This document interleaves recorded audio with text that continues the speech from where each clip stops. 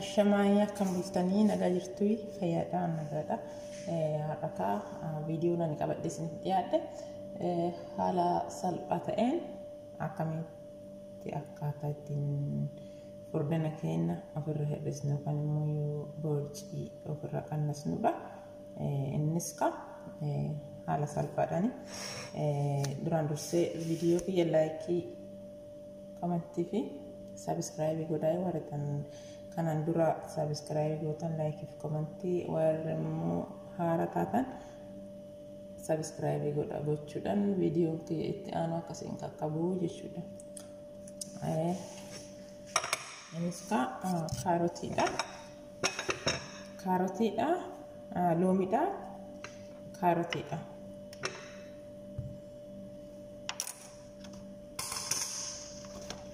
Sadaffaan green tea'dha. Green tea. Saska. Ini sebenarnya kaarotiidha.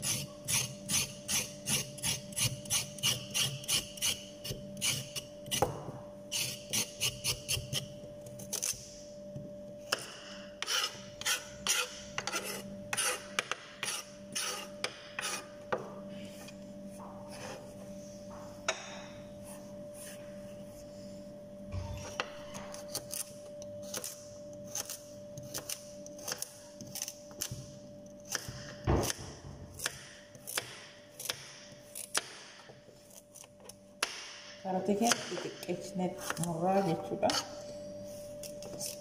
Blenderitti akka nuuf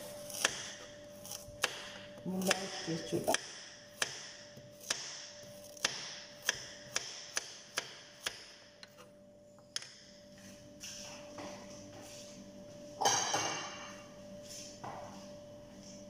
Achiin ni miiccinaa ni dhiqnaa jechuudha. Kaarotiin ni dhiqama.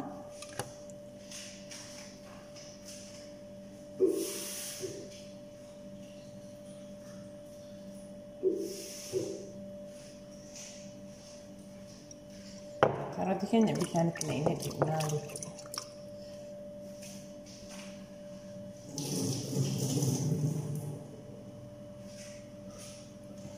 Dhiqneen booda blenderitti naqnaa jechuudha.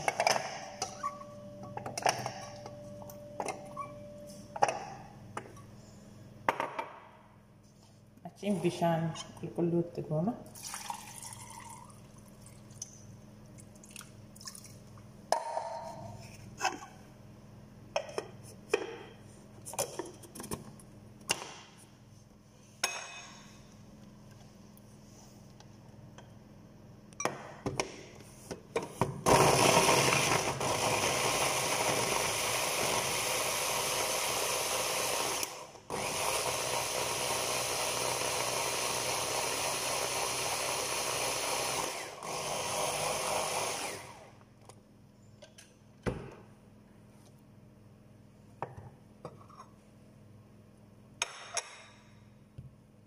Loomii qopheeffannaa jechuudha.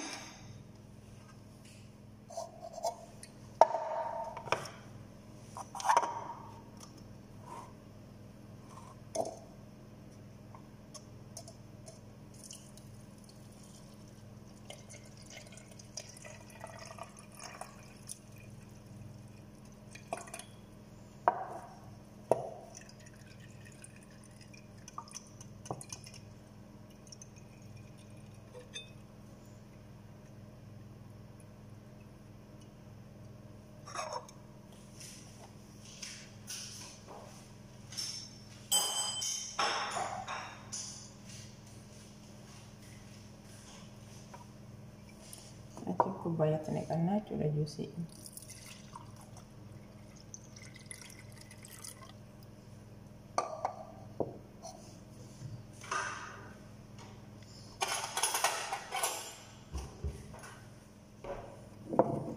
Kuni loomiidha. Loomiitti cuunfannaa jechuudha. Dhimma loomiitti cuunfanna. Walakkaa loomiitti kan itti cuunfannu kubbaayyaa tokkotti jechuudha.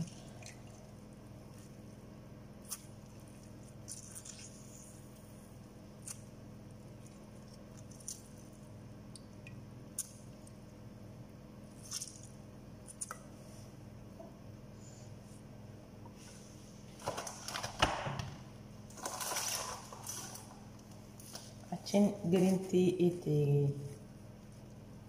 itti makannaa jechuudha. Green teadha. Itti makannaa jechuudha green teadha.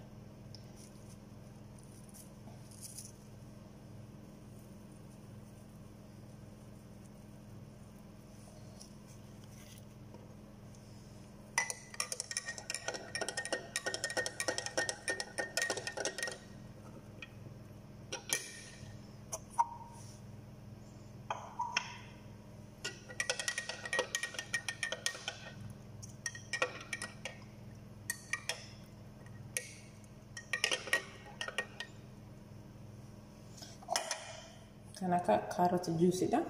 Boca keenya sin qannasa. Kaarootiin qaama keenyaaf illee fayyaa gaariidha. Akkasumas furdina keenya ni hir'isaa jechuudha. Namni baay'een furdachuu hin jaalatu. Namoonni kuuwwan immoo yoo namni furdina kan jaalatu yoo furdatiin taa'us ni jiru. Warri furdachuu hin barbaanne kana fayyadamtanii furdina keessan ofirraa hir'isuu ni dandeessanii isin jedha.